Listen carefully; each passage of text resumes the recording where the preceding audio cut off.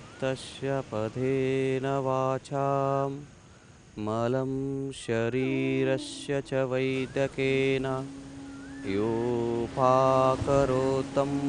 प्रवरं मुनीनां पतञ्जलिं प्राञ्जलिरानतोऽस्मि।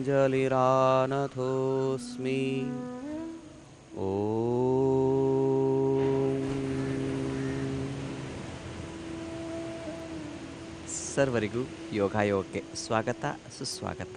ಶ್ವಾಸಗುರು ಶ್ರೀ ವಚನಾನಂದ ಸ್ವಾಮೀಜಿ, ಶ್ವಾಸ, ಸಂಜಯ್ ನಗರ್, ಬೂಪ್ಸಂದ್ರ, ಬೆಂಗಳೂರು.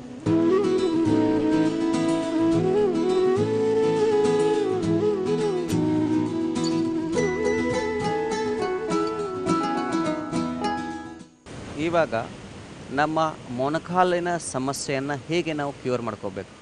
ಅನೇಕರಿಗೆ ಏನಾಗಿರುತ್ತೆ ಅಂದರೆ ನೀ ಪ್ರಾಬ್ಲಮ್ಸ್ಗಳಿರ್ತದೆ. ನೀ ಪ್ರಾಬ್ಲಮ್ಸ್ ಇದ್ದವರು ಹೀಗೆ ಕೂತ್ಕೊಳ್ಳಿಕ್ಕೆ ಆಗೋದಿಲ್ಲ. ಆದರೆ ನೀವು ಒಂದು ಸಲ ನೀ ಪ್ರಾಬ್ಲಮ್ನಿಂದ ಸಫರ್ ಆಗ್ತಾ ಹೋದರೆ ಅದಕ್ಕೆ ವೈದ್ಯರೇನು ಹೇಳ್ತಾರೆ, ನೀವು ಒಂದು ನೆಲಕ್ಕೆ ಕೂತ್ಕೊಳ್ಳಿಕ್ಕೆ ಹೋಗಬೇಡಿ ಅಂತಲೇ ಹೇಳ್ತಾರೆ. ಆಮೇಲೆ ಬರೀ ನಿಮ್ಮನ್ನು ಒಂದು ಸಲ ಕುರ್ಚಿ ಮೇಲೆ ಕೂತ್ಕೊಂಡಿಸ್ಬಿಡ್ತಾರೆ.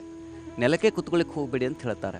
ಒಂದು ಸಲ ನೀವು ಆ ರೀತಿ ಅಭ್ಯಾಸ ಮಾಡಿದರೆ ಏನಾಗುತ್ತೆ ಅಂತಂದರೆ ಆಮೇಲೆ ಮೊಳಕಾಲುಗಳು ಕೆಲಸಕ್ಕೆ ಬಾರ್ದಂಗೆ ಆಗ್ತಾ ಹೋಗ್ತವೆ. ಒಂದು ಸಮಯ ಹಿಂಗೆ ಬರ್ತದೆ, ನೀವು ನಿಂತ್ಕೊಂಡೇ ಮೂತ್ರ ವಿಸರ್ಜನೆ, ನಿಂತ್ಕೊಂಡೇ ಮಲ ವಿಸರ್ಜನೆ, ನಿಂತ್ಕೊಂಡೇ ಊಟ ಮಾಡಬೇಕಾಗ್ತದೆ. ಆ ಕಾರಣಕ್ಕಾಗಿ ಇವುಗಳನ್ನ ಎಷ್ಟು ಉಪಯೋಗಿಸ್ತಾ ಹೋಗ್ತೀರಾ ಮೊಣಕಾಲುಗಳನ್ನು, ಅಷ್ಟು ಅವು ಬಾಳ್ವಿಕೆ ಬರ್ತದೆ. ನಮ್ಮ ಹತ್ತಿರ ಒಬ್ಬ ತಾಯಿ ಕೆಲವು ದಿನಗಳ ಹಿಂದೆ ಬಂದಿದ್ದರು. ಅವರು ದುಬೈನಲ್ಲಿ ಇರ್ತಾರೆ. ಮೂಲತಃ ಕನ್ನಡಿಗರಾಗಿರೋದ್ರಿಂದ ಅವರಿಗೆ ನಿಂತ್ಕೊಳ್ಳಿಕ್ಕೆ ಬರ್ತಿರಲಿಲ್ಲ. ಆಲ್ರೆಡಿ 60ರಿಂದ 62 ವಯಸ್ಸು ಅವರಿಗೆ. ನಿಂತ್ಕೊಳ್ಳಿಕ್ಕೆ ಬರ್ತಾ ಇರಲಿಲ್ಲ ಅಥವಾ ನಡಲಿಕ್ಕೆ ಬರ್ತಾ ಇರಲಿಲ್ಲ. ಒಂದು ಸ್ಥಳದಿಂದ ಇನ್ನೊಂದು ಸ್ಥಳಕ್ಕೆ ಹೋಗ್ಬೇಕಂದ್ರೆ ಒಂದು 100 ಮೀಟ್ರ್ ಹೋಗ್ಬೇಕಂದ್ರೆ ಅವರಿಗೆ ವೆಹಿಕಲನ್ನು ಡಿಪೆಂಡ್ ಆಗಬೇಕು, ಅಂದರೆ ವಾಹನದಲ್ಲೇ ಅಲ್ಲಿ ಹೋಗಬೇಕಾಗಿತ್ತು. ಮೆಟ್ಲಿಗೆ ಹತ್ತಲಿಕ್ಕೆ ಬರ್ತಾ ಇರಲಿಲ್ಲ. 4 ದಿನ, ಕೇವಲ 4 ದಿನ ನಮ್ಮ ಆಶ್ರಮದಲ್ಲಿ ಇದ್ದುಕೊಂಡು ಕ್ರಮಬದ್ಧವಾಗಿ ಚಿಕಿತ್ಸೆ ತೆಗೆದುಕೊಳ್ಳೋದ್ರಿಂದ ಅವರು 5ನೇ ದಿನಕ್ಕೇ ವಾಕ್ ಮಾಡ್ಲಿಕ್ಕೆ ಸ್ಟಾರ್ಟ್ ಮಾಡಿದರು. ಕಾರಣ ಅಂತಂದರೆ ಅವರು ಕೂಡ ವೈದ್ಯರು ಅದನ್ನೇ ಹೇಳಿದರು, ನೀವು ಮೊಳಕಾಲು ನೆಲಕ್ಕೆ ಕೂತ್ಕೊಳ್ಳಿಕ್ಕೆ ಹೋಗಬೇಡಿ ಅಂತಲೇ ಹೇಳಿದರು. ನೀವು ಯಾವತ್ತು ಕುರ್ಚಿಯನ್ನೇ ಮೇಲೆ ಕೂತ್ಕೋಬೇಕು ಅಂತೇಳಿ. ಅವರು ಆ ಅಜ್ಜಿ ಏನು ಮಾಡ್ತಾಯಿದ್ರು, ಒಂದು ಫೋಲ್ಡಿಂಗ್ ಆಗುವಂಥ ಕುರ್ಚಿಯನ್ನು ತಾವು ಎಲ್ಲಿ ಹೋದರೂ ಕ್ಯಾರಿ ಮಾಡ್ತಾಯಿದ್ರು. ಆದರೆ ಕೇವಲ 4 ದಿನದಲ್ಲಿ ನಾವು ಕರೆಕ್ಟಾಗಿ ಆಸನಗಳು ಹೇಳ್ಕೊಡೋದ್ರಿಂದ, ಪ್ರಾಣಾಯಾಮಗಳನ್ನ ಹೇಳಿಕೊಡೋದ್ರಿಂದ, ಅಕ್ಯುಪ್ರೆಷರ್ ಪಾಯಿಂಟ್ಗಳನ್ನ ಒತ್ತೋದ್ರಿಂದ ಮತ್ತು ಆಹಾರದ ಬಗ್ಗೆ ಕ್ರಮಬದ್ಧವಾಗಿ ಒಂದು ಟೈಮ್ ಟೇಬಲ್ ಹಾಕಿಕೊಟ್ಟಿರೋದ್ರಿಂದ ಕೇವಲ 4 ದಿನದಲ್ಲಿ ಆ ಅಜ್ಜಿ ನಡೆಯುವಂಗೆ, ವಾಕ್ ಮಾಡುವಂಗೆ, ನೆಲದ ಕೂತ್ಕೊಂಡು ವಜ್ರಾಸನ ಮಾಡೋ ಹಾಗೇ ಆಯಮ್ಮನಿಗೆ ಬಂತು. ಕಾರಣ ಅಂತಂದರೆ ನಾವು ಹೇಳಿಕೊಟ್ಟಂಥ ಆಸನದ ವಿಧಾನಗಳು.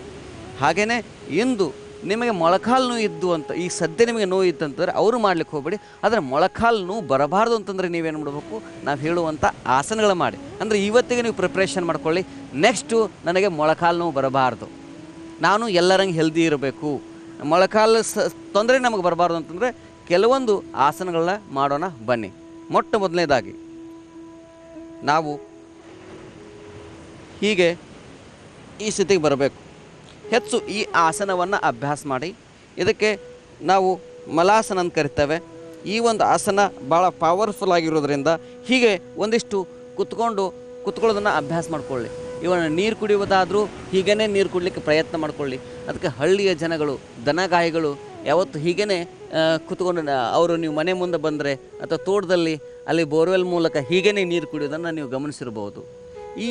ಈ ಆಸನ ಈ ರೀತಿ ಮಾಡೋದ್ರಿಂದ ಎಕ್ಸಾಕ್ಟ್ಲಿ ನೀರಲ್ಲಿ ಹೋಗುತ್ತೆ, ನಮ್ಮ ಜಠರಕ್ಕೆ ಹೋಗುತ್ತೆ. ಎರಡನೇದು, ನೀವು ಹಳ್ಳಿಯ ಜನಗಳು ನೋಡ್ಬೋದು. ದನಗಾಯಿಗಳು ಹೊಲದಲ್ಲಿ ಕೂತ್ಕೊಂಡು ಕೆಲಸ ಮಾಡುವಂಥ ಕೂಲಿ ಕಾರ್ಮಿಕರು ಹೀಗೆ ಕೂತ್ಕೊಂಡು ಒಂದು ಕೈಯಲ್ಲಿ ರೊಟ್ಟಿಯನ್ನು ಇಟ್ಕೊಂಡು ಇನ್ನೊಂದು ಕೈಯಲ್ಲಿ ಹೀಗೇ ತಿನ್ನೋದನ್ನು ನೀವು ನೋಡಿರ್ಬೋದು. ಈ ಆಸನ ಭಾಳ ಪವರ್ಫುಲ್ ಆಗಿರೋದ್ರಿಂದ ಬೆಳಗ್ಗೆ ನೀವು ಮಲ ವಿಸರ್ಜನೆಗೆ ಇದೇ ಆಸನದಲ್ಲಿ ನೀವು ಕೂತ್ಕೊಳ್ಳೋದನ್ನು ಅಭ್ಯಾಸ ಮಾಡ್ಕೊಳ್ಳಿ.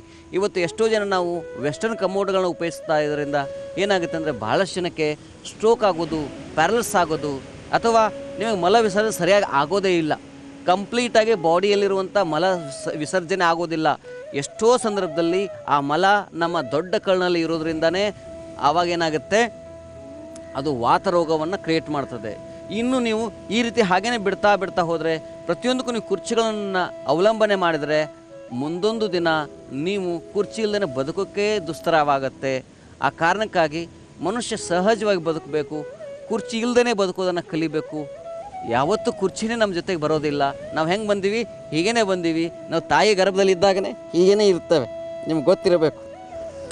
ತಾಯಿ ಗರ್ಭದಲ್ಲಿದ್ದಾಗ ನಮ್ಮ ಪೋಶ್ಚರ್ ಇದೇ ಇರ್ತದೆ. ಅದಕ್ಕೆ ಇದೇ ಪೋಶ್ಚರನ್ನು ನಾವು ದಿನನಿತ್ಯ ಆರಂಭ ಮಾಡಬೇಕು. ಈ ಕೈಗಳನ್ನ ಹೀಗೆ ತೆಗೆದುಕೊಳ್ಳಿ.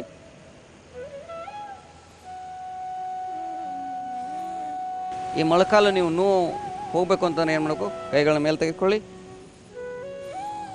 ಈ ಸ್ಥಿತಿಗೆ ಬನ್ನಿ. ದೀರ್ಘ ಉಚ್ಛ್ವಾಸ ನಿಶ್ವಾಸ ಮಾಡಿ ನಿಧಾನ ಉಸಿರು ತೆಗೆದುಕೊಳ್ಳಿ.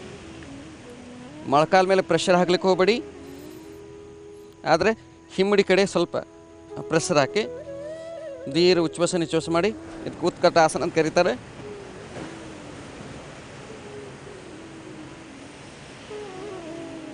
ಉಸಿರು ಬಿಡಬೇಕು, ಉಸಿರು ತೆಗೆದುಕೊಳ್ಳಬೇಕು.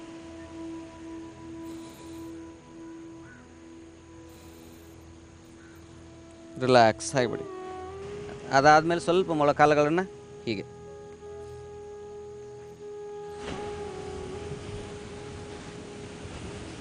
Clock wise, anticlockwise. ಈ ಮೊಳಕಾಲು ನೋವು ಇದ್ದವರು ಸಡನ್ನಾಗಿ ಇದನ್ನು ಮಾಡ್ಲಿಕ್ಕೆ ಹೋಗಬೇಡಿ, ಮತ್ತು ನಿಮಗೆ ನೋ ಪೇನ್ ಆಗುತ್ತೆ. ಮಾಡಬೇಕಾದ್ರೆ ಕರೆಕ್ಟಾಗಿ ಗುರುಮುಖೇನ ನೀವು ಮಾಡಬೇಕು. ಅದಕ್ಕಾಗಿ ನಮ್ಮ ಸಂಸ್ಥೆಯಲ್ಲಿ ಈ ರೀತಿ ನಾವು ಟ್ರೈನಿಂಗನ್ನು ಕೊಡ್ತೇವೆ. ಮೊಟ್ಟ ಮೊದಲು ಅವರಿಗೆ ರಿಲ್ಯಾಕ್ಸೇಷನ್ ಹೇಳ್ಕೊಡ್ಬೇಕು. ಮೊದಲು ಅಕ್ಯುಪ್ರೆಷರ್ ಅವರಿಗೆ ಮಾಡಬೇಕು.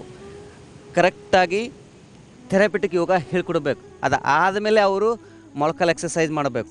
ಸ್ಟಾರ್ಟಿಂಗ್ ನೀವು ಮೊಳಕಾಲು ನೋವು ಆಲ್ರೆಡಿ ಇದೆ, ಇದನ್ನು ನೀವು ಮಾಡೋಕ್ಕತ್ರೆ ಇನ್ನೂ ನಿಮಗೆ ಮೊಳಕಾಲು ನೋವು ಹೆಚ್ಚಾಗ್ತಾ ಹೋಗುತ್ತೆ. ಇನ್ನೂ ಹೆಚ್ಚಿನ ಪ್ರಮಾಣದ ಪ್ರೆಷರ್ ಅದರ ಮೇಲೆ ಬೀಳ್ತದೆ. ಆದರೆ ದಿನಾಲೂ ನಿಮಗೆ ಮೊಳಕಾಲು ನೋವು ಇಲ್ಲ ಅಂತಂದರೆ ಕರೆಕ್ಟಾಗಿ ಕೆಲವರು ಏನು ಮಾಡ್ತಾರೆ, ಸುಮ್ಮನೆ ಹೀಗೆ ಮಾಡ್ತಾರೆ. ಇದರಿಂದ ಏನಾಗುತ್ತೆ, ಇಂಜುರಿ ಆಗುತ್ತೆ. ಬೆಳಗಿನ ಜಾವ ನೀವು ಮಾಡಬೇಕಾದ್ರೆ ಕರೆಕ್ಟಾಗಿ ಮಾಡಬೇಕು. ಕರೆಕ್ಟಾಗಿ ಹೇಗೆ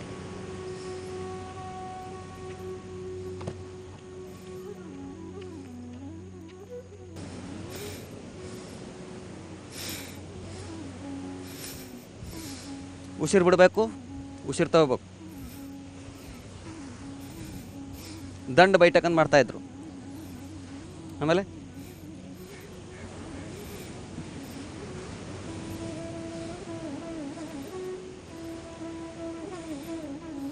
ಹೀಗೆ ದಂಡ ಬೈಠಕನ್ನು ಮಾಡೋದ್ರಿಂದನೇ ಏನಾಗುತ್ತೆ, ಮೊಳಕಾಲುಗಳು ಹೆಚ್ಚಿನ ಪ್ರಮಾಣದ ಲಾಭ ಉಂಟು ಮಾಡುತ್ತೆ.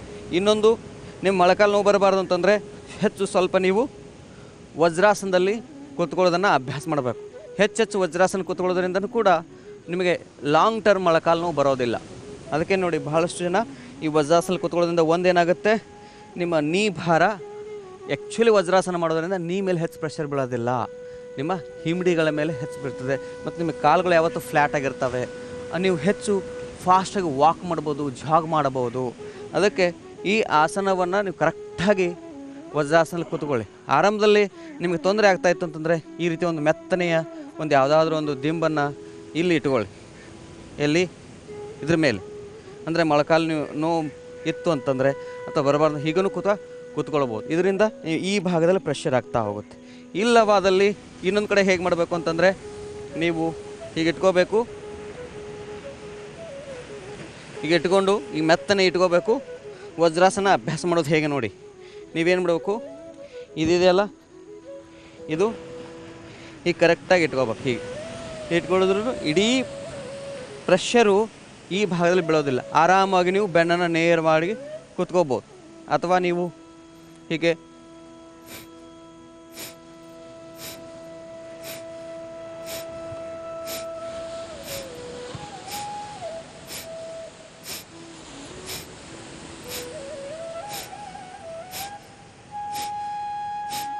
ಹಿಂಗೆ ಕೂತ್ಕೊಂಡು ವಜ್ರಾಸನ ಕೂತ್ಕೊಂಡು ನೀವು ಪ್ರಾಣಾಯಾಮವನ್ನು ಮಾಡ್ಬೋದು, ಕಪಾಲಭಾತಿ ಅಭ್ಯಾಸ ಮಾಡ್ಬೋದು. ಇದು ಕೂಡ ಭಾಳ ಅಂದ್ರೆ ಭಾಳ ಲಾಭವನ್ನು ನಿಮಗೆ ಕೊಡ್ತದೆ. ಹೀಗೆ ಕೂತ್ಕೊಂಡು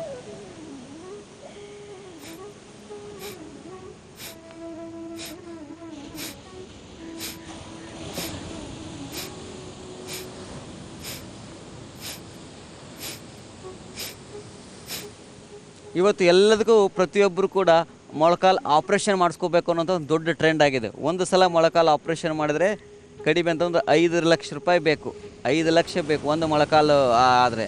ಅದರದ್ದು ಭಾಳ ದಿನ ಇರೋದಿಲ್ಲ. ನೀವು ಬರೀ ತೂಕ ಇಳಿಸೋದು, ಬರೀ ಮೊಳಕಾಲು ಆಪ್ರೇಷನ್ ಮಾಡಿದ್ರೆ ವರ್ಕೌಟ್ ಆಗೋಲ್ಲ. ಅದಕ್ಕೆ ತೂಕನೂ ಇಳಿಸ್ಬೇಕು, ಮೊಳಕಾಲು ಸಮಸ್ಯೆ ನಿವಾರಣೆ ಆಗಬೇಕು. ಎಷ್ಟೋ ಬಾರಿ ಏನಾಗಿದೆ ಅಂತಂದರೆ, ಸರಿಯಾಗಿ ಇದೇನು ನೀವು ನೀ ಆಪ್ರೇಷನ್ ಮಾಡಿದ ಮೇಲೆ ಒಂದು 3 ತಿಂಗಳು ಕರೆಕ್ಟಾಗಿ ನೀವು ಫಿಸಿಯೋಥೆರಪಿ ತೆಗೆದುಕೊಳ್ಬೇಕು.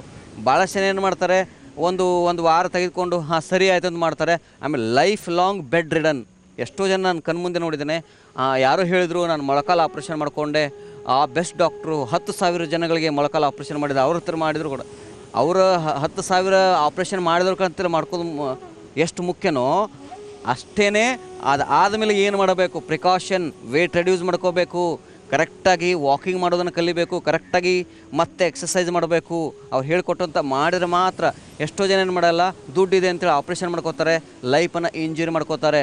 ಆ ಕಾರಣಕ್ಕಾಗಿ ನೀವು ಯಾವ ಕಾರಣಕ್ಕೂ ಇಂಥ ಶಾರ್ಟ್ಕಟ್ ರೂಟನ್ನು ಹಿಡ್ಕೊಳಕ್ಕೆ ಹೋಗ್ಬೇಡಿ. ಸ್ವಲ್ಪ ತೊಂದರೆ ಆದರೂ ಚಿಂತೆ ಇಲ್ಲ, ನಿಧಾನವಾಗಿ ದೀರ್ಘಕಾಲಿಕವಾಗಿ ನೀವೇನು ಮಾಡಬೇಕು ಅಂತಂದರೆ ಇವುಗಳನ್ನ ಅಭ್ಯಾಸ ಮಾಡ್ಕೋಬೇಕು ಪ್ರತಿನಿತ್ಯ. ಈ ರೀತಿ ಈ ಬಟರ್ಫ್ಲೈ ನಾನು ಪ್ರತಿಯೊಬ್ಬರಿಗೆ ಹೇಳ್ಕೊಡ್ತಾ ಇರೋದು, ಬರೀ ಕೇವಲ ಮೊಳಕಾಲು ನೋವು ಆದವ್ರಿಗೆ ಅಷ್ಟಂತಲ್ಲ, ಇದನ್ನು ಮಾಡೋದ್ರಿಂದ ನೀವು ನೆಲಕ್ಕೆ ಕೂತ್ಕೊಳ್ಳೋದ್ರ ಅಭ್ಯಾಸ ಆಗ್ತಾ ಹೋಗುತ್ತೆ.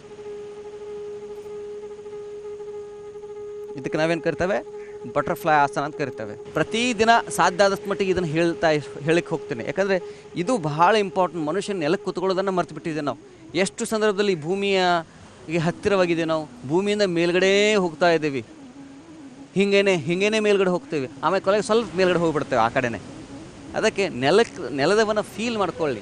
ಈ ಮಣ್ಣಿದೆಯಲ್ಲ, ಏನು ಹೊಲಸಾದ್ರೆ ಏನಾಗುತ್ತೆ, ಇದನ್ನು ಮಣ್ಣಿಂದ ಕಾಯ ಮಣ್ಣಿಗೆ ಅಂತ. ಅದಕ್ಕೆ ಭೂಮಿಗೆ ಹತ್ತಿರ ಇರೋದನ್ನು ನಾವು ಕಲಿಬೇಕು. ಯಾಕಂದರೆ ನಾವು ಭೂಮಿಯಿಂದ ಎಷ್ಟು ದೂರ ಮೇಲ್ಗಡೆ ಹೋಗ್ತೀವೋ ಆವಾಗ ನಾವು ಏನಾಗ್ತೇವೆ, ಪ್ರಾಬ್ಲಮ್ಸ್ಗಳಾಗೋದು. ಆವಾಗನೇ ಇವತ್ತು ಎಷ್ಟೋ ಜನಕ್ಕೆ ಏನಾಗ್ತದೆ, ಚರ್ಮ ಕಾಯಿಲೆ ಬರ್ತದೆ. ಅದು ಅತೀ ಸೂಕ್ಷ್ಮ ಆಗೋದು. ಇವತ್ತು ಮಣ್ಣು ಹಚ್ಬಿಟ್ರೆ ಏನೋ ಒಂಥರ ಅಪರಾಧ ಮಾಡಿದೆ ಅನ್ನೋಂಥ. ಅದಕ್ಕೆ ಎಷ್ಟೋ ಜನ ತಾಯಿರ್ತಾರೆ ಮಣ್ಣಲ್ಲಿ ಆಡ್ಲಿಕ್ಕೆ ಹೋಗಿ. ಹಳ್ಳಿಯಲ್ಲಿ ನೋಡಿ ನೀವು ಜನಗಳು, ಮಕ್ಕಳು ಕೆಸರಲ್ಲಿ ಬರ್ತಾರೆ, ಕೆಸರಲ್ಲಿ ಆಡ್ತಾರೆ, ಬಟ್ ಅವ್ರ ರೆಸಿಸ್ಟೆನ್ಸ್ ಪವರ್ ಎಷ್ಟಿರ್ತದೆ, ರೋಗ ನಿರೋಧ ತುಂಬ ಚೆನ್ನಾಗಿರ್ತದೆ. ಅದಕ್ಕೆ ಇವತ್ತು ಮಾಡರ್ನ್ ಏನು ಚಿಕಿತ್ಸೆ ಬಂದಿದೆ ಅಂತಂದರೆ ಮಡ್ ಥೆರಪಿ ಅಂತ. ಅಂದರೆ ಈ ಚರ್ಮ ವ್ಯಾಧಿ ಹೋಗ್ಬೇಕಂದ್ರೆ ಮತ್ತು ಮಣ್ಣನ್ನು ಹಚ್ಕೋಬೇಕು.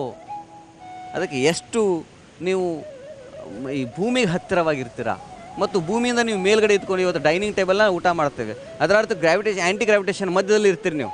ಆವಾಗ ಏನಾಗುತ್ತೆ, ಈ ತಿಂದ ಆಹಾರ ಪಚನ ಆಗೋದಿಲ್ಲ. ಅದರಿಂದನೇ ಈ ಜಾಯಿಂಟ್ ಪ್ರಾಬ್ಲಮ್ಸ್ಗಳೆಲ್ಲ ಬರೋದು. ಅದಕ್ಕಾಗಿ ಕ್ರಮಬದ್ಧವಾದ ಜೀವನ ಶೈಲಿ ನಿಮ್ದು ಆಗಬೇಕಾ? ಹಾಗಾದರೆ ನಮ್ಮ ಸ್ವಾಸ್ಥ್ಯ ಸಂಸ್ಥೆಗೆ ಬನ್ನಿ. ಅಲ್ಲಿರುವಂಥ ನಂಬರನ್ನು ನೋಟ್ ಡೌನ್ ಮಾಡಿಕೊಂಡು ಒಂದು ವಾರದ ಕಾಲ ನೀವು ರೆಸಿಡೆನ್ಷಿಯಲ್ ಕೋರ್ಸನ್ನು ತೆಗೆದುಕೊಳ್ಳಿ. ಆ ಮೂಲಕ ನೀವೆಲ್ಲ ಸೇರಿಕೊಂಡು ಒಂದು ಯೋಗಯುಕ್ತ ರೋಗಮುಕ್ತ ಸಮಾಜವನ್ನು ನಿರ್ಮಿಸೋಣ ಅಂತ ಹೇಳ್ತಾ ಇದನ್ನು ಕಾರ್ಯಕ್ರಮ ಮುಗಿಸ್ತಾ ಇದ್ದೀನಿ. ಎಲ್ಲರಿಗೂ ನಮಸ್ಕಾರಗಳು.